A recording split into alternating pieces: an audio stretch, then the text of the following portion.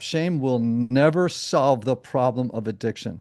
What it will do is actually fuel it Yeah. because it's a distressing feeling and you're like, I feel bad about myself. And so the only solution is another hour of porn, another 2 hours on TikTok so I can avoid whatever is actually going on inside my heart that I don't want to address. What's up, guys? It's Josiah Kennealy with the Young Adults Today podcast and YouTube channel. And quick question, do you or a loved one struggle with addiction? Well, today we're in for a treat because we sit down with renowned author Ian Morgan Cron, who's written extensively on the Enneagram. Today's conversation is about addiction, recovery, and the fix, and really what the church can learn from 12-step programs of recovery. And I'm excited for Ian's insight and just his candor, his authenticity. And Young Adults Today is a podcast. We launch new episodes every Monday morning with great authors, pastors, speakers, generational leaders, researchers and apologists, and we talk about the faith of the next generation, important conversation like today's episode. And so while you're at it, if you can subscribe wherever you're watching or streaming, we're really glad to have you here. If you are a next gen leader, we would love to invite you to Irvine, California, June 5th and 6th for our West Coast Young Adults Today Leader Conference. It's at Mariners Church in Irvine, California, and we are really excited. Our podcast is running a special right now. Tickets are BOGO. Buy one, get one free. So you and a mentee or a teammate, a team member, a volunteer, an intern can come and join us on the West Coast Leader Conference. And man, one last shout out to a sponsor called GFA World. We've had 2 listeners from Young Adults Today Ministry join the apprentice program at GFA. Based out of Dallas, Texas, this is a 3-month or 6-month paid apprentice program where you can understand more about God's heart for global missions. You can be practically involved in one of the largest church planting and missions mobilizations movements on the planet. And the link is in the show notes. Well, happy Monday, everybody. Hope you're feeling alive right now. I'm Micah Kennealy. I'm Josiah Kennealy. We're your hosts. This is the Young Adults Today podcast. We're joined by Ian Morgan Cron, a dream guest of ours. So, Ian, thanks for spending time with us and the listener, the viewer today. It's my pleasure. I'm glad to be here.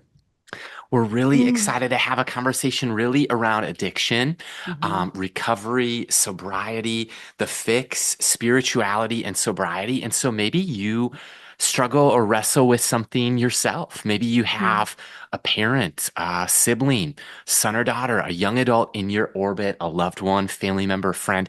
I think you're going to find today's conversation, our hope and prayer, is that it's a blessing in your life, in your leadership, that it's refreshing to your own soul. And then as there's an impact in your life, that there might be a ripple effect that even goes beyond just you, but in you, through you, beyond you. Ian, can we just hear some of your life story and journey as a place to start? Yeah, thank you. Well, as it pertains to my new book, The Fix, I grew up in a pretty troubled home. My dad was an alcoholic and Wow. died of alcoholism when he was Wow. a young man, probably, 60, you know. Um, and so, addiction has I have a sibling who's in recovery. I'm in recovery. I had 2 aunts who died from alcoholism. I mean, we laugh in a ironic sort of way that addictions don't run in our family, they gallop. And Mm, wow. so I've from a young age was witness to what happens when people look to external solutions for internal problems. And my own journey of recovery began in 1987. That was my first round and first exposure to the 12 steps as a program for living that was very consistent with the gospel and, offered a growth path. And then fast forward a bunch of years, back in 2020, I relapsed privately. And I'm not a person who believes it's a good idea to go on Instagram and share all the details of your personal life. I think that's kind of gross, actually. hmm hmm Whenever I see it, I'm like, oh, I'm not sure that's a good sign of mental health. Wow. And so I just began to do my work. You know what I mean? Like I pulled myself together, or God pulled me together, and I just, began to do the work. So 5 years later, almost 5 years later, I released The Fix, which was really an exploration of how not just what the 12 steps had done for me as a person of faith, but how they could do it for anyone, even if they don't identify as a classic alcoholic or drug addict. You know what I mean? Like, Mm-hmm. Yeah. or Yeah. porn addict or whatever the case may be. And so I'm really stoked about it. This is my fifth book, and I have favorites, and but I really love this book. Like I don't say that from a prideful place, I hope, but it's really just like when I read it, I'm like, yeah, okay, that's all right there. That's some good information. I love that you become a resource through your own willingness to share your testimony Yeah. of Thanks like for what is sharing that. going on and what has happened. Because I think a lot of people can relate. And if it's not alcohol, it could be some other hidden sin that has taken root and it's become an addiction and now it has been stuffed in the closet as a private place. But they're like truly dying inside to say, like, I need help. I want to get through this, but I'm leading a church. I'm leading young adults. I'm volunteering in my church. And there's shame, maybe there's guilt, and there's all Yeah. these different mix of emotions. And we believe that we live in a day and age that anything is accessible. If I want something, it could be on my doorstep within the next hour for the most part. So true. And it's so accessible. I mean, anything, it can be anything, literally from groceries to pornography to alcohol, fill in the blank, right? Any one of those selfish desires that could come out in a negative way. And serving young adults, you are on the Young Adults Today podcast, and we know that young adults have an opportunity to say yes to everything. The one thing we want them to say yes to is first and foremost Jesus. So, from your perspective, why do you believe that young adult ministry is so vital in our day and age? Yeah. Well, first of all, let's just zero in on something you said that's really important, right? Um, Addiction is everywhere. Brene Brown has a quote that's inside my book, The Fix. She says, "We are the most addicted cohort in the history of the world." Oh my gosh. I believe it, unfortunately. So let's just define an addiction, and then I'll Yeah. circle back more specifically to your question. So, clinically speaking, we might say that an addiction is an unhealthy, compulsive relationship with a person, a substance, or a behavior that has mood altering effects and negative consequences, right? So, all human beings, according to, I think, the best theology you can get your hands on, are subject to addictions and what the early church mothers and fathers called attachments, right? Mm. There are these strange attachments, and these attachments are designed to not get too technical here, but to fill the hole in the soul that Wow. all of us have, to numb it, to anesthetize it, to distract us from having to deal with it. It has to do with trauma, right? Unresolved, unprocessed trauma. Um, it has to do with the families that we're raised in. It has to do with many, many things, right? And just the fundamental dis-ease that all of us feel as a result of being fallen humans in a broken world, Mm-hmm. right? People don't like to feel distress. And so they're always looking for a fix. Now, that fix could be workaholism, porn, drugs, sex, sports betting, which is, I get more calls about people with sports betting problems who are Yep. young Mm-hmm. adults. Yep. I Absolutely. mean, spending, shopping, people pleasing. I mean, all of these behaviors, these kind of compulsive behaviors, are attachments, and all of them have mood altering effects and negative consequences, right? In other Mm-hmm. words, if you're a workaholic, trust me, you're going to pay a bill in terms of your relationships with your spouse, with your children, with your health, with your time. You're going to regret this. It's going to give you a high, money rolling in, killing it. Or if you're not in a career that's sort of money driven, as a pastor, got a huge church, can't stop working, but it's actually bolstering my self-esteem. And no matter, and yet, you know, um, and so the list goes on and on. So in terms of young adults, like this is a really important topic. I mean, let's just talk about technology addictions. Okay. Hmm. So Hmm. like I was with a young adult the other day, and they showed me the screen that reveals how many hours you spent on different apps. Totally. Okay, one day last week, 9 hours on TikTok. Mm, I believe it, mm. unfortunately. Yeah. 9 hours, right? Now, people may say, yeah, but not so many negative consequences, blah, blah, blah, And it's like, actually, do you know that? Like, do you really know? Or is it just that the negative consequences haven't come home to roost yet? There it So, is. you know, you're always just one click away from an addiction if you don't already have them. And I guarantee you, a ton of young adults and young adult pastors are people who wrestle with secret addictions. I guarantee it. It's just, I've been around too long to know different. Hmm. I'm grateful you brought up so many of the things that you just touched on. And I'm 33 years old, spent a lot of time in church. I had never heard a message on sports betting, or not even like a sentence in a sermon or message or talk or podcast. And we deal with so many young adults, same as you. And so we just did a whole episode last month on sports betting. I'll link it in the show notes because that's one of the things that is really troubling many young adults. Hmm. Pornography, we often talk about on this podcast because it's just got a grip on a lot of guys, on a lot of gals of Hmm. all ages, younger and younger. But workaholism and screen addiction, I know it's off script, but I want to go there because I think that I feel the pull and the tug of both of those. And most of the driven leaders that listen to this podcast, I mean, you're listening to a podcast or watching right now because you want to advance God's kingdom. You want to do good things. Um, First Timothy says it's an honorable ambition to aspire to leadership, but that doesn't mean there's not a dark side or a mixed motive Oh, yeah. there. And Hmm. so I want to just dive in for a second, Ian, to workaholism and screen addiction. Can we unpack there and camp there for a second? Yeah. So, all right. So, y'all were just talking about selfish desires. That was a Hmm. phrase you just used. And I'm going to Totally. reframe addictions for you with that maybe you haven't thought of. Um, People will say to me, "Oh, so and so has a drinking problem," or "So and so has a porn problem," right? And I'll say, "Actually, I appreciate why you're saying it, but it's not exactly right. Actually, Bill has a drinking solution,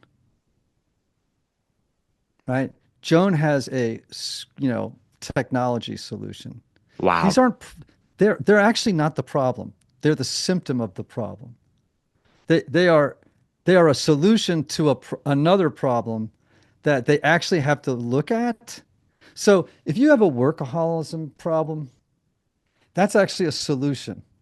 So you don't feel good about yourself. Your whole identity is formulated around work and success and being noticed.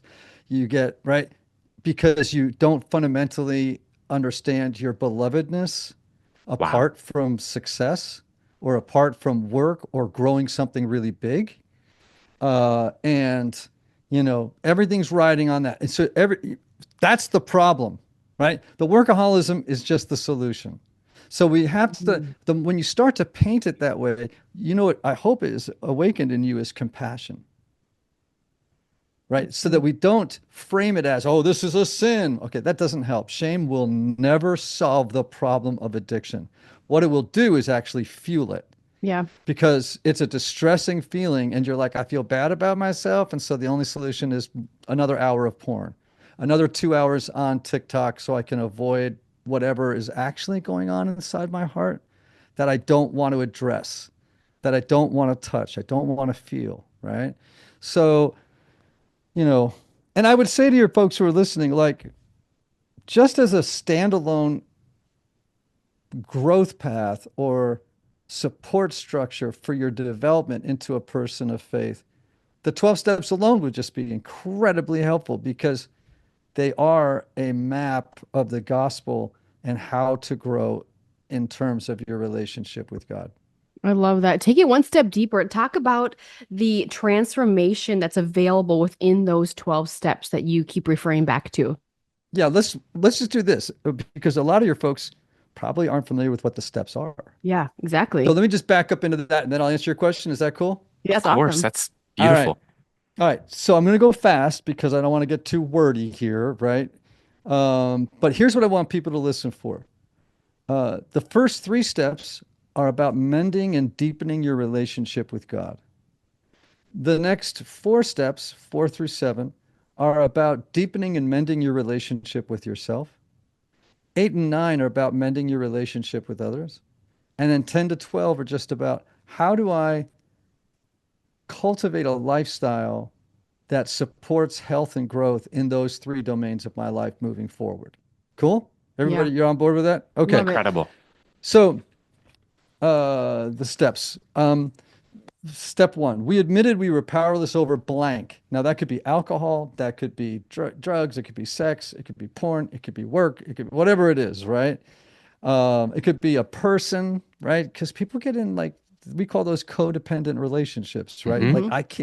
I can't live without this person. And when this person isn't here, I go into withdrawal in a funny way, right? Like it's like young adults get in those relationships a lot, Yes. right? It's like my whole identity now is built around this other person and being in relationship with them. And then to see what happens when they break up, you'll see the withdrawal, Wow. right? So anyway, we admitted we were powerless over blank, that our lives had become unmanageable. 2, came to believe that a power greater than ourselves could restore us to sanity. Now, for a Christian, we know that would be Christ, right? 3, made a decision to turn our will and our lives over to the care of God as we understood Him. So in those first three steps, here's what you have. Step 1, I can't. Step 2, He can. Step 3, I think I'll let Him. Love Wow. it. Okay, now you may think to yourself, I've already done all that. Now I'm already a Christian. I got all that nailed down. But when you get into the steps and you get into my book and the workbook, you're going to soon realize that maybe not as much as you think. Like you may think you've got that all theologically and experientially buttoned up, but think again, maybe. Like let's revisit that. All right. Step 4, made a searching and fearless moral inventory of ourselves. So now we're looking inward, not upward. Now we're looking inward. 5, admitted to God, to ourselves, and to another human being the exact nature of our wrongs. 6, we're entirely ready to have God remove all these defects of character. And 7, humbly asked Him to remove our shortcomings. Now, this is really important. And make a sign at me if you're feeling like this dude's talking too much. Um, so, most, many Christians are well intentioned in that they are in a spiritual game of reformation. In other words, they're trying to transform themselves into the likeness of Christ on their unaided willpower. I'm just going to Wow. try really hard. Yeah, yeah, yeah. Mm-hmm. Okay. That's just in opposition to the gospel of grace. So good. I know. I know. We're getting uncomfortable here. No, I So, No, love no, it. no. That's a I like we that's we see powerful. that a lot, I think. right? Yeah. I mean, you just see people working their butts off to be like Jesus. And what I'm always saying is that's like taping fruit to trees, Oh my Oh, God. wow. That's great. I've never heard that before. It won't right? last long So, either. yeah. Well, so that's why when you get to step 6 and 7, it's like we're entirely ready to have God remove all these defects of Mm-hmm. character. Humbly asked Him to remove our shortcomings. Like, but we're always like trying so dang hard. Mm-hmm. And when we do that, we're actually making the gospel more complex and harder than it needs to be. Right? Like the way people, so that's reformation. What we want is transformation. And transformation is what happens when you give God consent to do for you what you cannot do for yourself, which is namely change.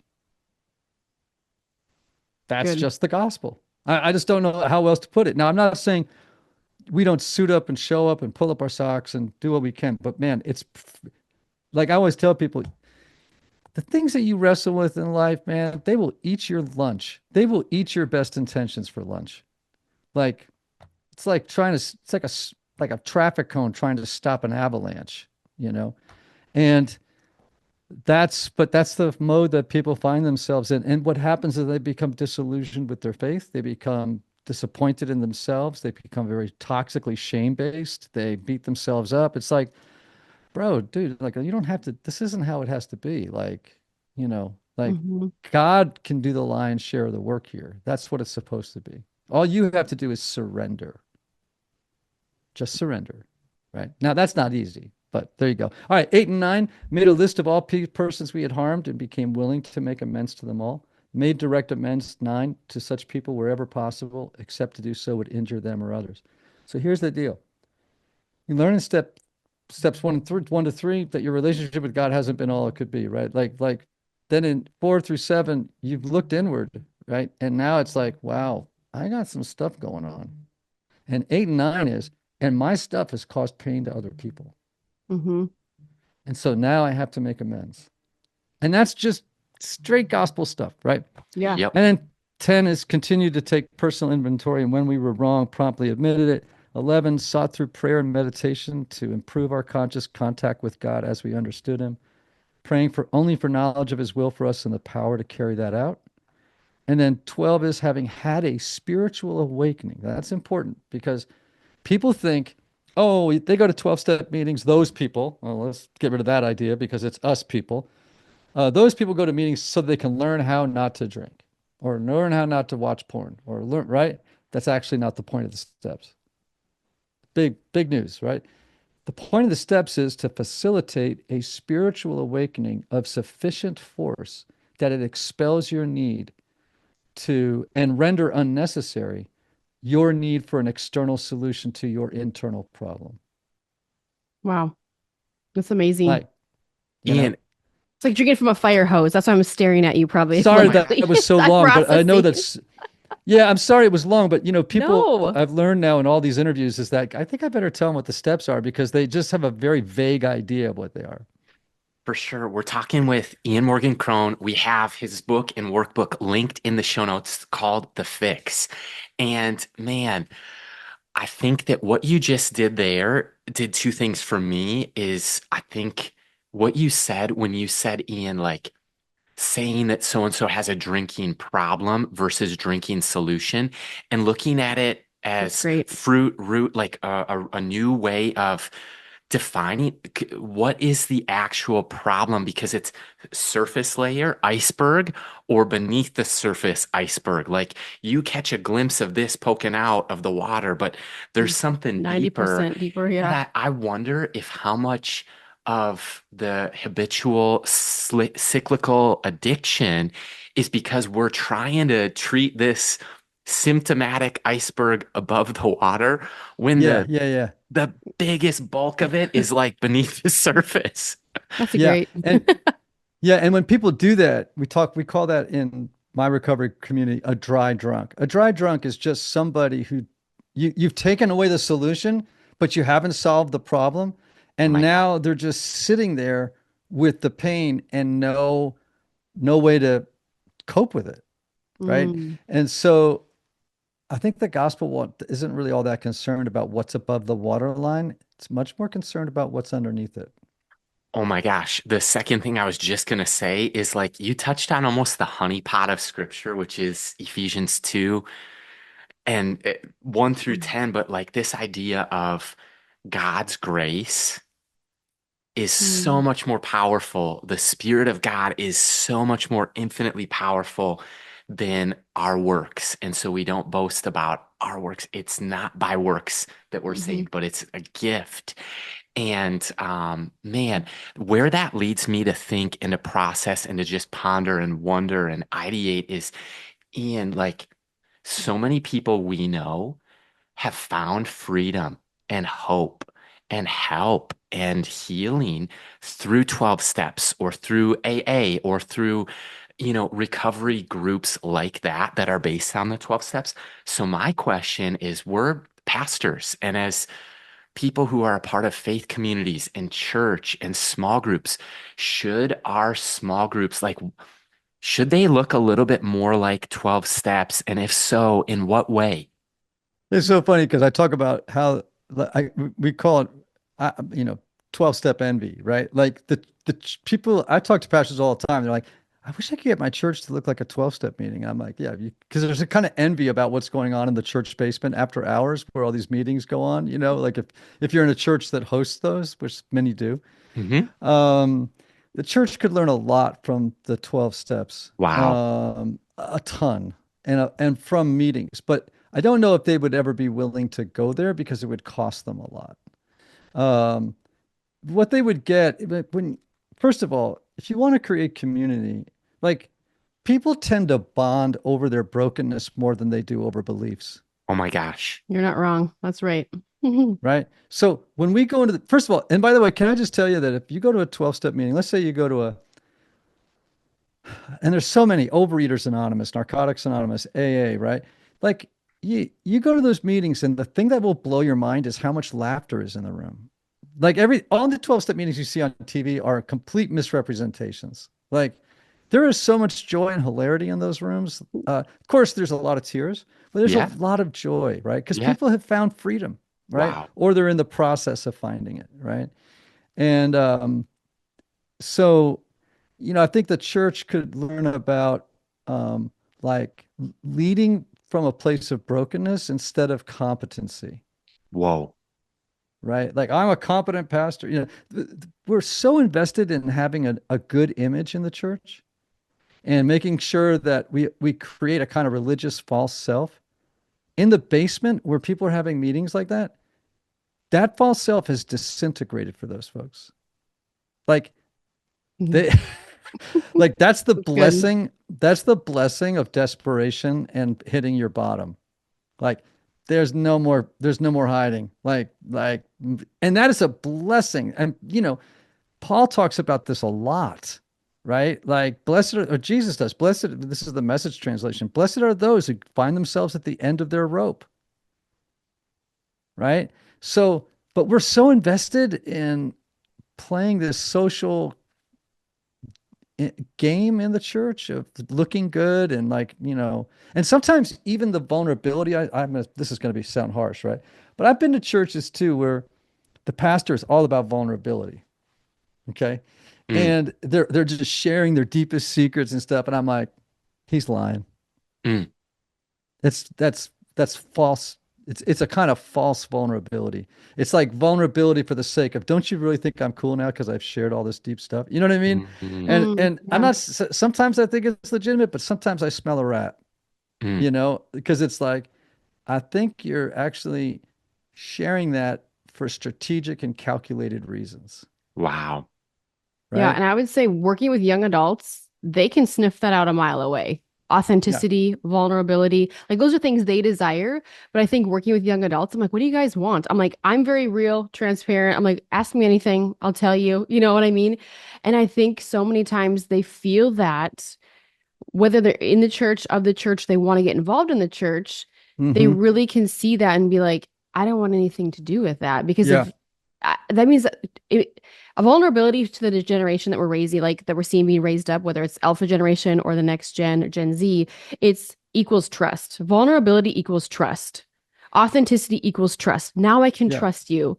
So like Yeah. you have to earn that trust and earn that right to speak into people's lives. So that's just an observation that I've seen throughout the years of doing young adult Yeah. ministry. I was like, wow, they want the real, raw, authentic, stripped down version of leadership and themselves. So here's something sad and interesting. And this is coming from someone, who's a pastor, right? I don't have a church now, but I'm still a priest, an Episcopal Yeah. priest. Yeah. Yeah. Yeah. So I meet a lot of people in the rooms who are really strong Christians, but have given up on the church because of what they found in the 12-step rooms. So they Mm, actually meet with other Christians who are in those rooms and sort of practice the same principles of authenticity, honesty, being real. And they just that's kind of become their community. Now, I won't go into all the problems with that, but there are problems with that, right? Um, and likewise, I meet a lot of people who are in the program who came in as agnostics or not believing anything and ended up going upstairs into the sanctuary and joining the Yep. church. I mean, you know what I mean? Yep. It's like Yep. a two-way thing going on, and both for good reasons, like Yeah. like understandable reasons, Yeah. the traffic up and down. But like you said, there's so many things the church could learn from what happens down there, but there's a lot down there that would be hard for people. People would have to let go of their privilege and the hierarchical structure of most churches, where there's a pastor who is unfairly but cooperates with it, put in this position of authority, which is in many ways terribly unhealthy. Whereas in a meeting, there is no hierarchy. Yeah. It doesn't exist. Like there's no leader. There's a person who just volunteers to lead for a month, and then out they go, right? And then the next person does it, and then the next person does it. There's no money exchanging hands.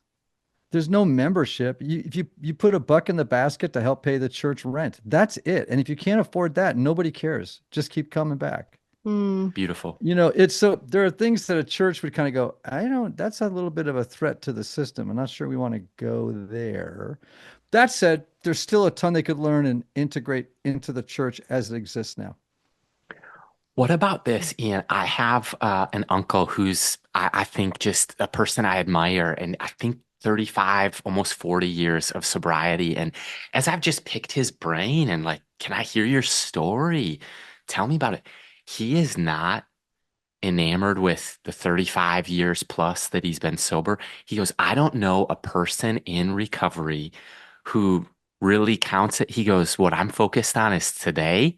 Yep. And then I wake up and I think about tomorrow as today.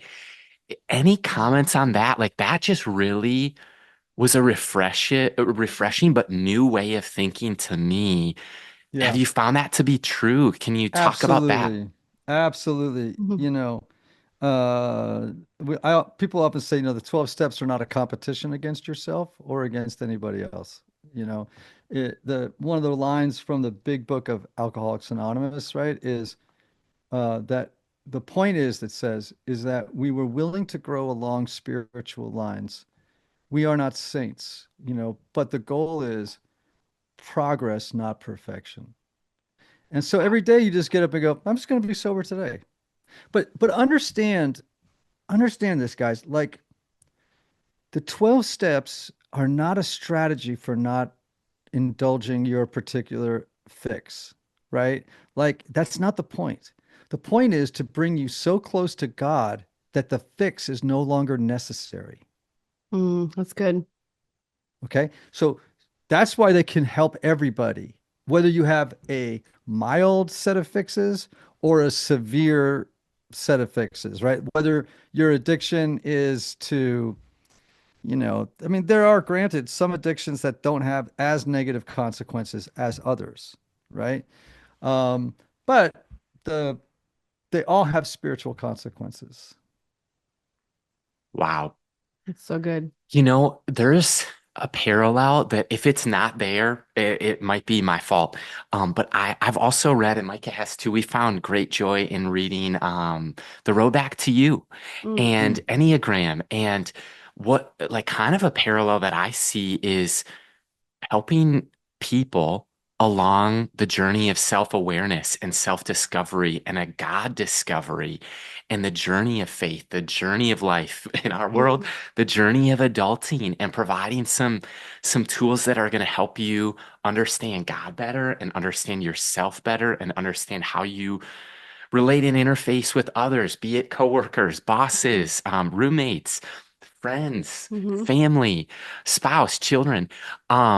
I feel like it'd be amiss to not bring up Enneagram or some of your other work that we can also link to, but is there a parallel there? Or is it just your heart, your hope, your desire to help people?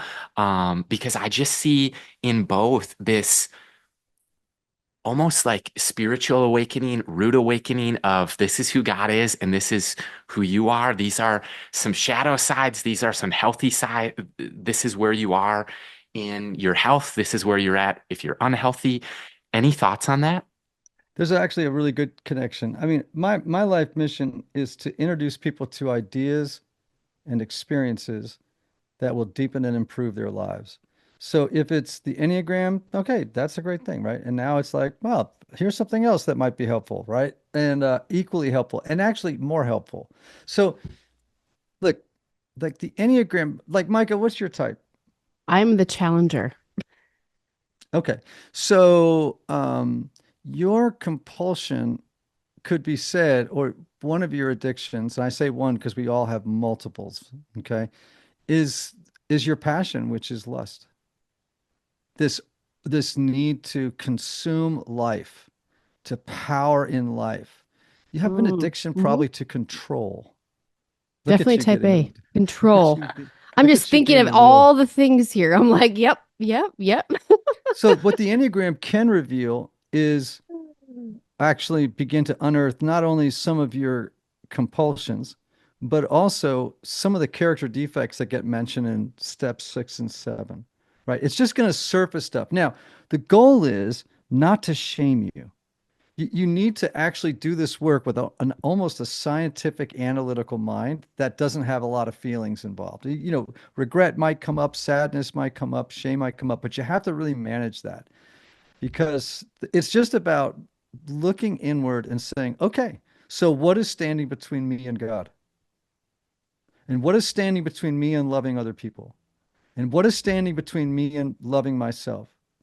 That's what the steps will help you do, and then give you the tools you need to work toward the elimination of those character defects, right?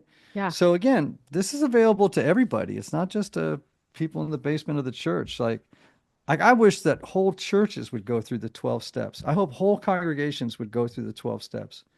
It would do so much for them to just say, because most people, honestly, they don't have a plan, right? Like, True. well, we're doing a series at church on this, and I'm okay, I'm all in favor of that, but there's no plan Hmm. that people have for living a Christ-centered life. And I'm not saying it's the only plan, but I am saying it's one that's revolutionized the lives of tens of millions of people, and so we ought to pay attention to it. For sure. It's so good. Even when you were mentioning the 12 steps, I was going through, I was like, hey, where do I get hung up personally? Not by choice, but just by taking a really quick inventory as you're unpacking those 12. And I'm like, it would be steps probably 5, 6, and 7, or 4, 5, 6. And actually going through what we've come across, and probably myself included when I say this, is the freedom there is in forgiveness of like, who have I offended? Who do I need to Oh make yeah. amends with? But then also, who do I need to forgive? Like, who am I bewildingly holding a grudge against that I'm not holding them captive? I'm holding myself captive. Like, they're oblivious, and I'm mad that they're oblivious that they offended me. Oh So really yes. going through the list of not only who do I need to forgive, but then also like what have I done, and taking ownership over both sides of those things, because we've led camps where we said, okay, we're talking about forgiveness tonight, and 260 young adults are like weeping, and they've experienced so many different things: verbal Yeah. abuse, physical abuse Hmm. in their household, and unforgiveness, and they're harboring that in their heart, and they want to experience, the fullness of what God might have. So my mind just went there. I was like, we all need to go through this. It doesn't matter if you're addicted to something major, something smaller, just clearing out the clutter of your soul Yeah. is what the 12-step process, I think, would do for me personally, and bring some clarity. I have lots of vision, I have lots of drive, but I'm also that person's like, I want to live in a house that looks like nobody lives in it. Am I one of those freaks that I'm just like, okay, I know So I like things tidy. all right. So here's the deal. Yeah. Like the book comes with a workbook, right? And Yeah, I yeah, Yeah, yeah, we yeah. generally got am both. I'm really suspicious of workbooks usually, because usually it's just a publisher trying to make a little extra money on the side, and they're not very well thought out or written. This one is actually really well written. I gotta say, I've just put a ton of work into it, and the reason it's important is it will walk you through each of the 12 steps at a really deep level. And you can do it alone, or you may say, I'm not going to a 12-step group. Well, that's fine. Get 5 people together to go through the steps, Love it. and just do the work and see what happens, because they sound really simple, but when you get into them and underneath them and what happens, because what you're describing, Micah, is called resentment. I can believe And that. Maybe. so many people are carrying around so many grievances and resentments that they don't even realize what a drag it is on their boat. Mm-hmm. Like they have no idea that the resentment they hold to, and by the way, when you do a resentment list and you start to work through it, and the people that you need to forgive, yourself included, it's like you'll be like, whoa, whoa. I just had no idea that I still carry a resentment with my sister who I think my dad loved more than me. Or I'm working through a resentment about somebody that in seventh grade who broke my heart. And you know what I mean? Like, and I'm Yeah. 35 now, and I'm still, there's a part of me that is still stuck back there. Yeah. So that's the kind of stuff that's a problem that you were trying to anesthetize with whatever it's just part of a pool of problems that the substance, the behavior of the person was trying to solve. Yeah. Oh It'd be a my God. great workbook. Oh my gosh, I get excited for it for ourselves. We've got our copies here, but I get excited about it as a resource to the viewer, to the listener who wants that freedom and Yeah. wants kind of that roadmap of taking the self-inventory, understanding. And I think for me, Ian, I think it's you know, one of the things that I've viewed in my life ever since the iPhone came out is I'm aware of, and I really limit my screen time. And now having two young kids, ages 4, 3, and one on the way, I'm really aware of this internal drive that I have to work and to produce. And so we were driving back from out of town, and Micah and I had a long 4-hour road trip, and I was just processing with her about like where did some of these drivers come from? Hmm. And Mhm. I'm reminded of something Susie Larson, she has a radio show. She's been a guest on this show, but probably in season one, 300 Mhm. episodes ago, Mhm. 5 years ago, she said something that a trend she sees is leaders in ministry in their 20s and 30s. The pattern is to strive, perform, they hit 40, they burn out, they want to write a book about burnout. And we like I just hit this, and I don't know. I think it was God's kindness, a gift, where I was reminded of something Susie told me. She goes, "You have nothing to prove and all of eternity to live for." And for me, I just found that so freeing. But I think there's work to be done in my own soul of looking through what is the driver that drives me to drive, to work, to want to be plugged in, to Yeah. want to produce. And so I'm sure it is something for everyone. Yeah. We all Mm. have something. I don't care who you're Yes, listening. Like we yes. all have something. None of us are perfect, but it's all Yeah. equal at the foot of the cross. Like we're all on the same playing field. So, Mike, are you a Oh. three? I I am. Yeah, Yes. he's a three. Okay. Yeah. So, one thing to consider, and this is the kind of deep work that these steps do, right? That what's driving you is sadness. Mm. It's sadness. I can see that. And Bad for others. it's, yeah, for twos, threes, and fours, there's a lot of work around sadness. And the sadness is you weren't seen. And so striving becomes a solution to that. Mm-hmm. Mm-hmm. And part of you had to abandon pieces of yourself to win the approval of people in your lives as a young person that you were unsure you had, right? Oh my And gosh. so, Yeah. I see what you're, yeah, I see what you're saying and where it applies. Yes. Train over the so every rock. time I look into, in fact, I have a meeting in about 20 minutes with a guy who's a wildly successful 40 something three. And he's uncertain about his type. And I've been praying and thinking about this meeting all day today because, I'm going to have to deliver the bad news. And the thing about threes, and I'm not in the room with you right now, but whenever I'm around, and this is particularly true with men, I don't know why this is true, is when I look in their eyes, I see a lost boy. I see a lost boy that's asking me to give them the validation and admiration they desperately desire. Mm, And that's an internal problem, right? Like, and to be able to own that will also require you to grieve Hmm. what was lost and what sets you up for that. yeah, that's great. That's Is powerful. This it? is just a Isn't start it? to the session. Is it? Is it? I hope so. Oh, it's so good. We both actually look forward to really reading this book. And what can we read together? Each year we choose a book to read together.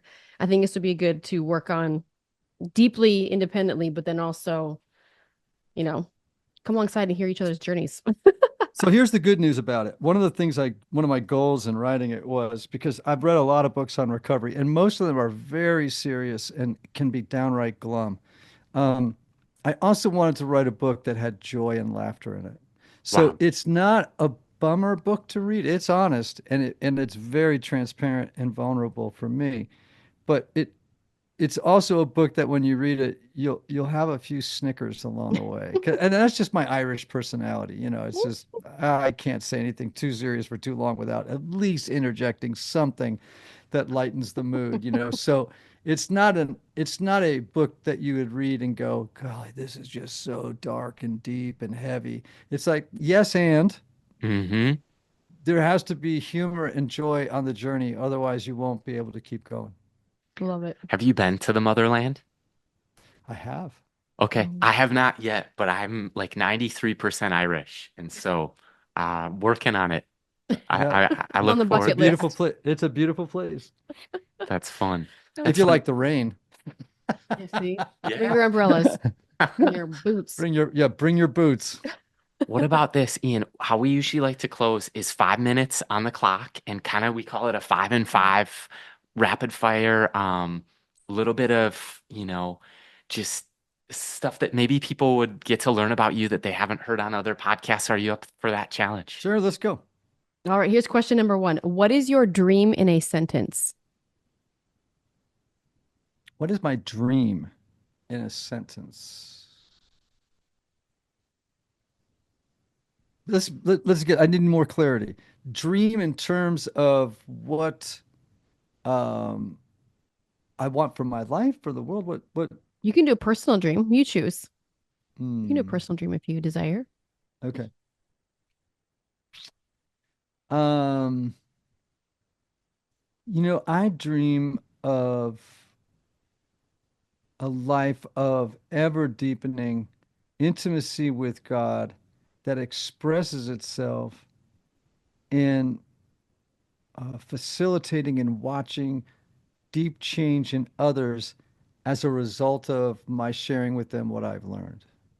That's great. Like and experiencing the joy of that kind of deep, rich, personal, soul-ish kind of connection with that person or group.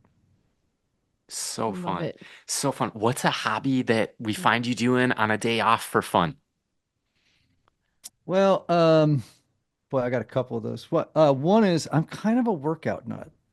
Like I probably work out 90 minutes a day, right? So just lifting, running, walking, ellipticals. I mean, my wife is in even better shape than I am. I mean, she's like a yoga guru type. And so that's one thing. I don't know if that's a hobby as much as it is kind of a passion, but something we love. I was a songwriter. Oh, That's I didn't actually know what my that. original love was No way. and have written songs, many songs, and had other artists cut them. So I still, my guitars are hung on the wall, and I still pull them down and play a lot. Um, and here's a kooky one. Are you ready? We're ready. Here's a hobby I've just gotten back into. When I was a boy, a kid growing up, we used to do what's called sporting clays, like shooting sporting Yeah. clays. Yeah. So, Yeah. trap and skeet field shooting. Mm-hmm. And I've just gone back to trying it again to think I'm like, I think I want to pull that up again. So there you go. There's another one. I love So it. fun. I love it. Okay, here's the curveball. If you could ask Josiah and myself a question, what would you want to know today? Any question under the sun you might have. Yeah.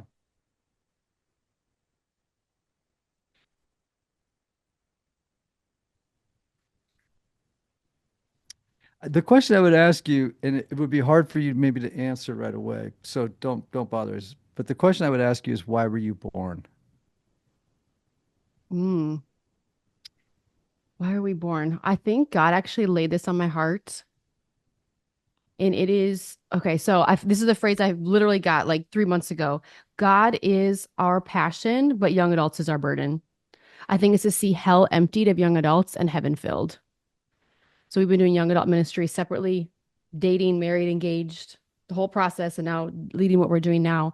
And I think it's truly to like be like the people, is it Ezekiel 3, like warn the people, like Hmm. it's to warn the people that hell is real and I need to be obedient to that. And if I don't, their blood is on my hands. So that's what I feel like my calling is to reach young adults for Christ, to make that wrong right. Oh, for sure. Same 100%. And I think that for us, like, some of our passions within that is financial freedom. It's helping people get out of debt. It's helping them date healthy, find a healthy Christian relationship. It's helping them adult. Like so many of these young adults feel like they are trying to do it on their own. They're lonely, they're Mm-hmm. longing for friendship. So helping them build those communities, that's for sure like our life work. And then I think too, like I love being a dad. I had an amazing dad. I have an amazing mom. And I love being a parent. We get a kick out of Mm-hmm. our girls and excited for baby three on the way as well. But yeah, Hey, to that's a glimpse into it. to toss it back to you, Ian, what's something in 2025 that you're really excited about or nerding out about or reading about, writing about? What's in the learning hopper for you? Well, I'm kind of a compulsive learner. So, reading, thinking, writing, just I just love growing and learning and understanding the world. And I'm really curious about people. Like, I love meeting with people and being like, tell me more. Like, and then helping them know themselves, in the process. Um, Something in 25. I've been so focused on this book, you guys. I haven't had time to really think about anything else, Mm-hmm. honestly. I, Mm-hmm. I have been, I'm already, we love to travel. And so I wrote this book in Mexico. I was there for 9 months. We just went to this artist community in Mexico and just Wow. wrote. And I think my next book is going to be we've gone to Italy many, many times. And there's a place there that I really love in particular. And I'm already thinking about my next book and which would probably be the end of 25. I'd love to start writing and do it in this little town in Italy. Oh, I love that. That's awesome. Here's the last and final question that we have with you. If you could leave the listener with one piece of encouragement, what would you want to leave them with today?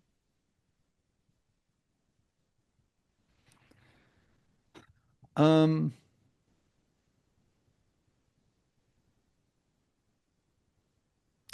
this is going to sound a little strange, but I really believe it.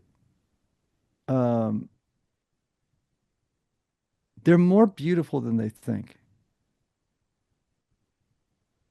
And I think that's the gospel, that they are more beautiful than they think or that they know. And in fact, I think it's much harder to own our beauty than our brokenness. Mm, People get stuck in the pool of brokenness, and all they want to talk about is that. And that's all they can see. And it's like, do you have any idea that you're just a little less than the angels? Wow. Like, you are beautiful.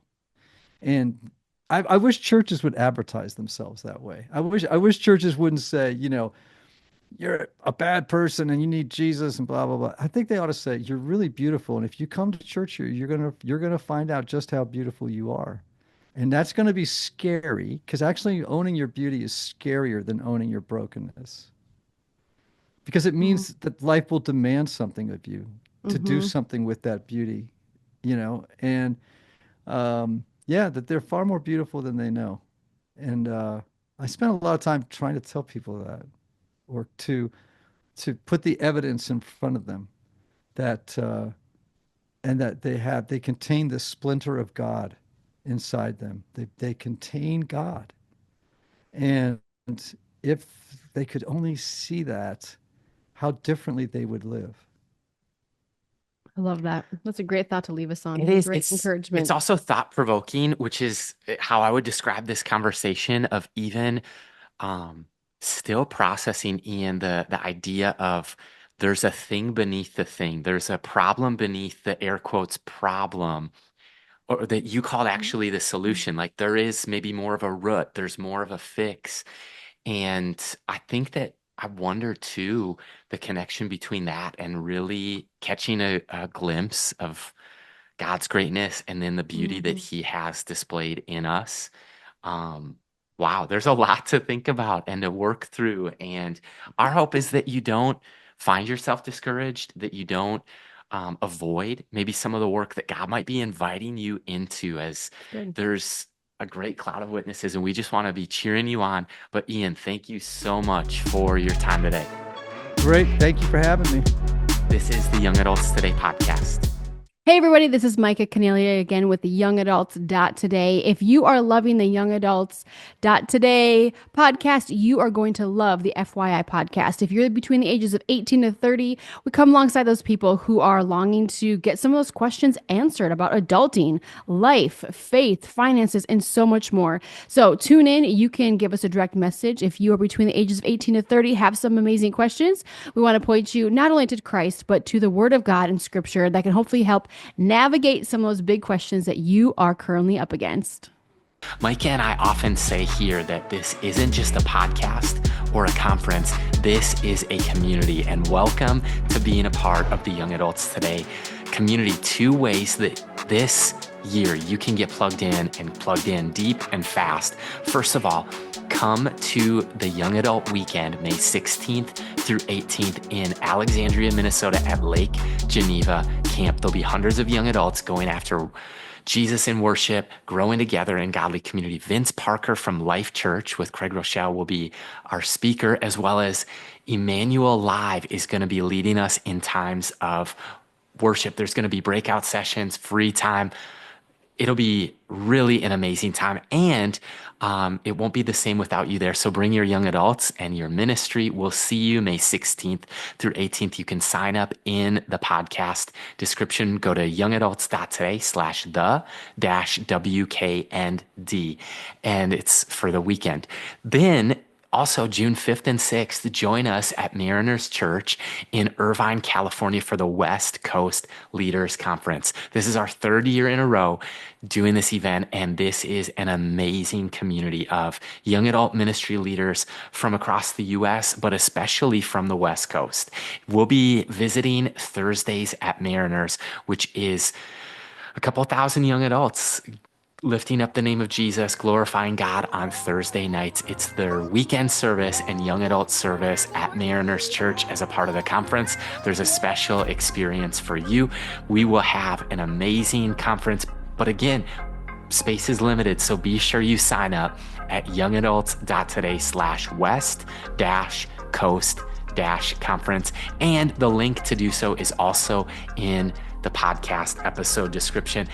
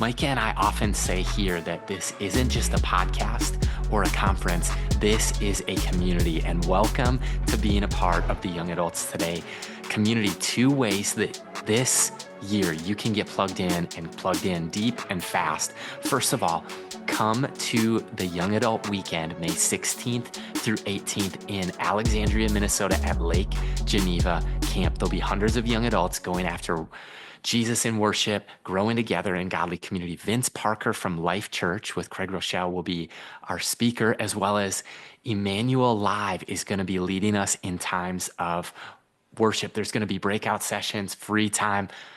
It'll be really an amazing time, and it won't be the same without you there. So bring your young adults and your ministry. We'll see you May 16th through 18th. You can sign up in the podcast description. Go to youngadults.today/the-WKND, and it's for the weekend. Then also, June 5th and 6th, join us at Mariners Church in Irvine, California for the West Coast Leaders Conference. This is our 3rd year in a row doing this event, and this is an amazing community of young adult ministry leaders from across the U.S., but especially from the West Coast. We'll be visiting Thursdays at Mariners, which is a couple thousand young adults lifting up the name of Jesus, glorifying God on Thursday nights. It's their weekend service and young adult service at Mariners Church as a part of the conference. There's a special experience for you. We will have an amazing conference, but again, space is limited, so be sure you sign up at youngadults.today/west-coast-conference, and the link to do so is also in the podcast episode description.